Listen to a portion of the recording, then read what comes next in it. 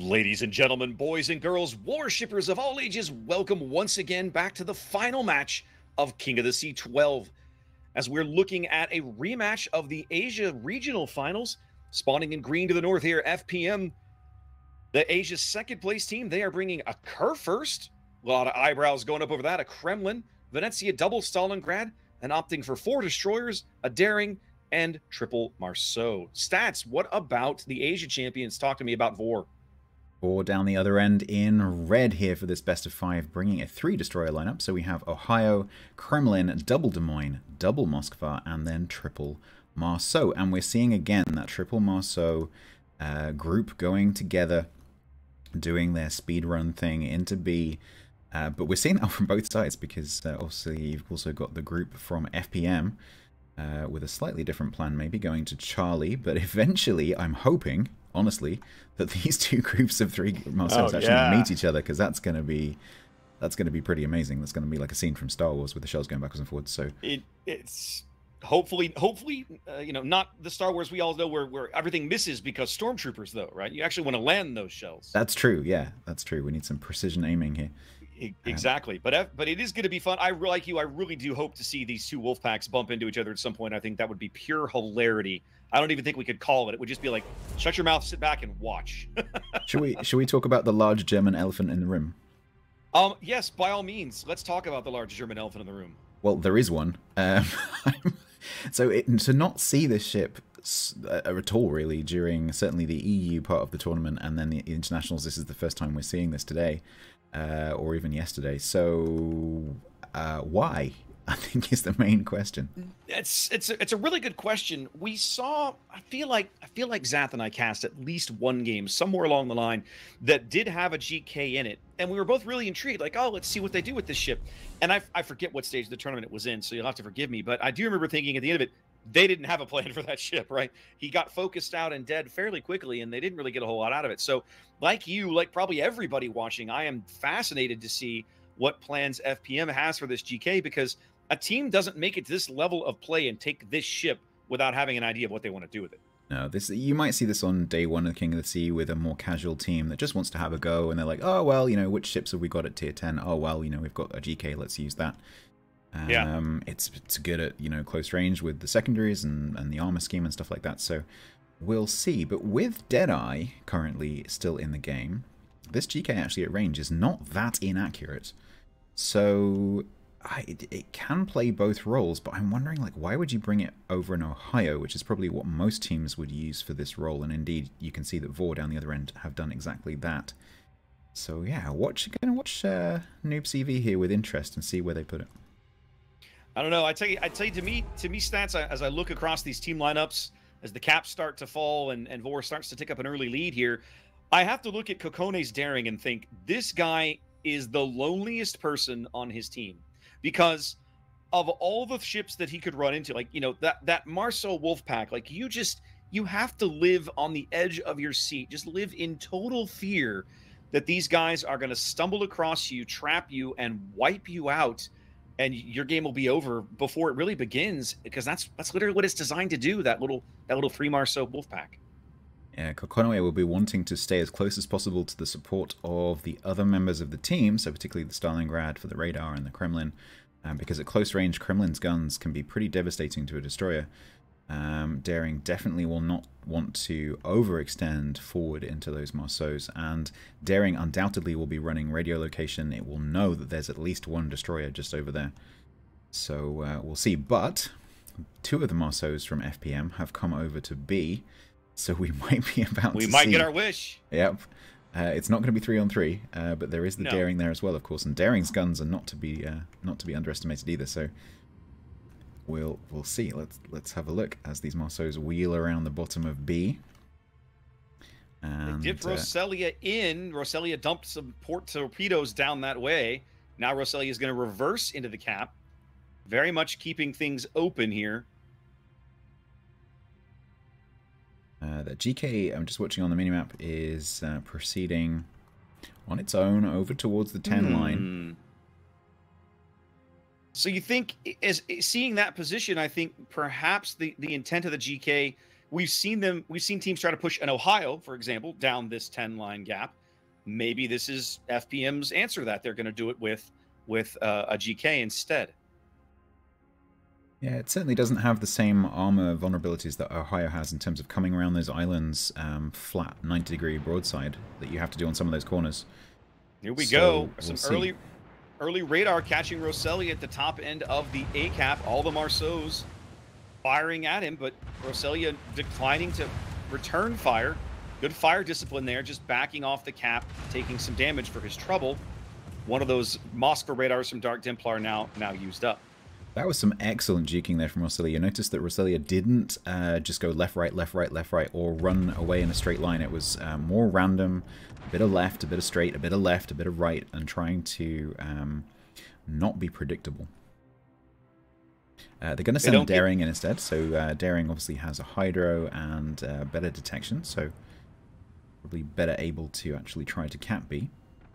VOR doesn't get that exchange for free. A late salvo from Nair's Stalingrad does ding Classic down just a little bit. As Arusha's actually sailing into torpedoes. He's going to sneak through. Woo. Yeah, the spotting by the front Marceau enabling Renegade to actually put on the brakes. They're out here looking for this Daring. What they don't know is that Kokone is out there. And Munan is on the side as well. This is going to be a bad time for Aruha. We're absolutely going to get our wish. Aruha's going to get, as Zath would say, Robocopped here. All kinds of shells. 4 different ships firing at Aruha. It seems that is who FPM has selected for extinction with this little trap that they have laid in the middle of the B cap. And for all of that, they're going to lose the B cap, and VOR's going to lose Arusha's Marceau. So that means that triple Marceau group that FPM is still able to field is going to have a massive advantage against the now 2 Marceaus of VOR, and they can also throw a Daring into the mix as well if they want to. So a really well executed play by FPM. Yeah, I really hope that VOR's plan didn't hinge entirely on that group of 3 Marceaus, because otherwise that plan is looking pretty shaky right now. Well, it's getting worse because Kanhana's Kremlin has driven into the top end of the A cap. He's going to be able to sit in there, and he's going to be hard to dig out. It's hard to dig a battleship out of a cap like this, especially when the Marceaus are somewhere else, and the battleship in question has got some friends around. Kanhana backed up by 2 Stalingrads. Just watching I Am Noob taking broadside shots onto Best Naomi, who's giving as good as it gets, both exchanging about 10k. We'll watch where that GK goes, whether it goes straight down the 10-line border or whether it turns in. I suspect it'll try and push the Des Moines. Kremlin of Yanaya pushing into A under fire.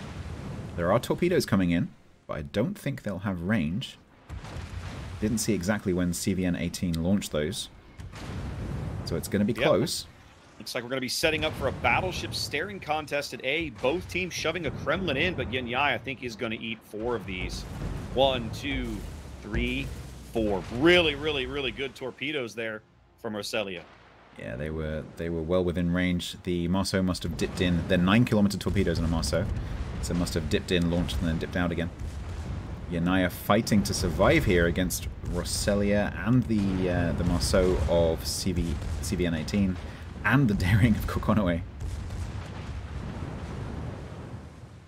Nothing that they can do to hide this Kremlin. It can't really push up against the island. There's no smoke available.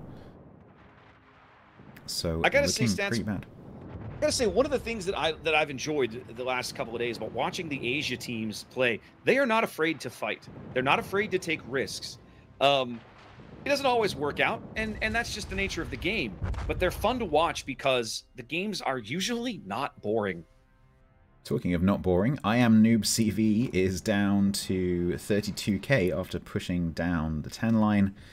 Not being super effective. I'm not sure what Neeb's plan is here. A ram does not... His plan is to run aground, apparently. Yeah, this Des Moines doesn't get an advantage from a ram for the team because they are down on ships. So just pens him through the nose.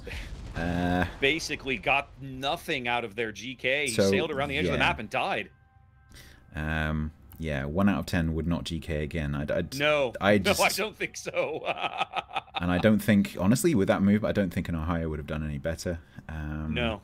I think that wasn't so much the ship. That was more a case of why did you push a battleship there? Well, especially when you have a ship lead, you own all the caps. Why are you pushing at all? Like, what's the need? Hang back, make them, force them to make a play, make a mistake, something along those lines. Yeah, if they'd held this battleship back to maybe the next island up, this move that this Des Moines is currently doing and as Fidelis is doing behind would be much, much more difficult.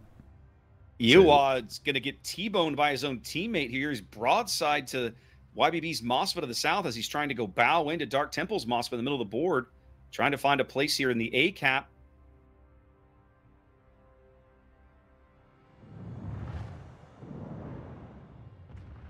Yihua exchanging shots there with Dark Temple. This is what I was talking about yesterday, where when you try and take this A cap, if there's a ship sitting on that middle island facing you, you have to be really cautious that you don't get pushed from the one line, because if you nose into that center island, you're showing your broadside to the one line and vice versa, right? So you have to be super cautious of what's on your side. Well, we're about to watch. Here comes Classic now. Double Marceau charge. Yep. Well, it's not just Classic. It's both of them. Classic in front, but Renegade is in the rear. VOR is not out of this yet. They're under 900. They're upside down 900 points. They know they've got to make a play. They are going to get Yuhua off the board. Classic now. Catch up on ship kills. Probably go down to Roselia. They will trade. But Kanhana's guns are looking the wrong direction to fire back at Renegade. This is all up to Plan CVN to try and do something with Renegade's Marceau here. Kanhana's might get his stern turret around. It looks like he is going to get his stern turret into action. His front turret's just now coming into action. And he does get the kill, but not before Renegade gets his last rack of torps off. They're going to get the Kremlin, aren't they? No, not quite enough. Not quite. I think, well, Marceau's torpedoes don't do that much damage compared to Kleber, so, yeah, not able to get that kill. Stalingrad, not healthy, but... Stalingrad's got Khan's broadside now. Khan's got to try and find an angle. As YBB's Moskva is now in the cap, that's going to be flipping over to VOR. At least, well, I should say that Kanhana's secondaries are resetting him. FPM losing control of the Charlie cap over there after the loss of their GK. They don't need it anymore. But they can't. I mean, they really should try. I mean, they're going to lose this Kremlin eventually. Yeah, well, so it can either stay behind the island and not take shots from Dark Temple, or it can push forward and take shots from YBB and Dark Temple. I mean, yeah, there's no escape, really. He's pushing up. I think he's trying. Yeah, he wants to get his guns into action to try and punch out Dark Temple. Exactly. He's willing to trade for that damage. Gets 3K out of it. I wouldn't say that was a particularly good trade. But it wasn't a great trade, but they're not like these double Marceaus are really going to keep YBB from capping, and we've seen what Marceaus can do to Moskva. If I'm YBB, I'm not super comfortable. No, so it is 2 minutes 42 on the points clock at the moment for FPM. They do hold that B cap, but VOR are just leaving Charlie now. They've got the two Des Moines coming over to face off against Naya in the Stalingrad. Let's have a look at that. Marceaus have now changed their targets. They're now trying to farm down Dark Temple as YBB seems to have backed off just far enough to steal some cover. But the push coming from C is going to be really interesting to watch. Nayer's trying to move up to keep his broadside safe from Niebieski. I think he's going to be able to do it. Looks like he's got the speed. But the other Des Moines coming around, Niebieski is going to have to be very careful of Forest Runus in the Venezia, because Venezia, either SAP or AP, I don't think it would really matter, would really hurt. And so Nieba's going to have to get that left hand down really, really hard here for this AP. DM does get a big hit on Niebieski. DM does get good damage in Denier, but he doesn't really have a great angle anymore. Oh, he gets it anyway. Oh, the American piercing.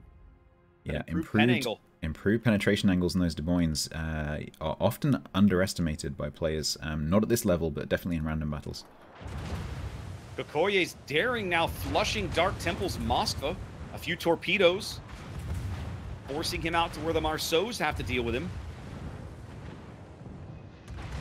as they are going to lose control of A. The Moskva is going to bag that. That's YBB. VOR still up. VOR now up a ship and up on caps, but upside down on points. 2 minutes 27 on the green clock, but that is not going to stay that way for very long as the Des Moines push over into B. At least one of them will go into that cap. Dark Temple will go down. That's going to change the points a little bit as well. Dark Temple will push them a little closer to victory. They can probably win on the strength of the B cap, except that the Des Moines are about to be on the B cap. And so now if you are FPM, you have to kill YBB. That's the play. You've got to get YBB off the board, and that kill alone will win you the game. Yeah, the problem is that can't lose a ship. Don't stop losing. Yeah, Kokonoi is down to 1,000. Well, he's radared. Ooh. Still hadn't managed it yet. The radar's still active. Yeah, Moskva should get at least one more salvo in. Here comes. Got him. Wow. VOR may yet find a way to salvage this game. Yep, they will continue to pepper YBB, but a nose-in Moskva is not going to be that easy to get rid of. The Des Moines in B now joining in. They are going to be shooting at CVN-18. All the caps in red hands. 2 minutes 14 on the points clock, 3:30 on the game clock. No points income for FPM right now, even though they have a points lead. And unless they can get YBB down and get over to the A cap in the midst of two radars, I don't see this going FPM's way. Moskva's holding up better to the concentrated Marceau fire. Oh, was that a detonation? A detonation. Nebieski detonating, playing CVN in an international finals match. Well, so I think they would have lost this anyway, but there's definitely going to be a conversation afterwards. Let's say. Goodness gracious. Because if that had happened earlier in the match, which it could have done, that would be yes. And just like that, VOR owns all the caps. They've swept FPM off the board. A match they were very much upside down on, and here we are. Yeah, wow. That player is going to have to answer some interesting questions because there is signals are not consumed in the training room. These are press accounts, which will definitely have signals available. So there is absolutely no reason not to run a detonation signal. Yeah. Wow, what a convincing way. You know, you watch a game like that, and I want to go back and watch the Asia finals now. If these two teams played like that, I want to see more. But VOR with a stunning, to me at least, come from behind win, proving why they won the Asia bracket at all. Yeah, absolutely. And we are going to see more. So this is a best of 5. So we will be seeing at least 2 more games here. So while they reset the room, let's go back to Prague for some analysis.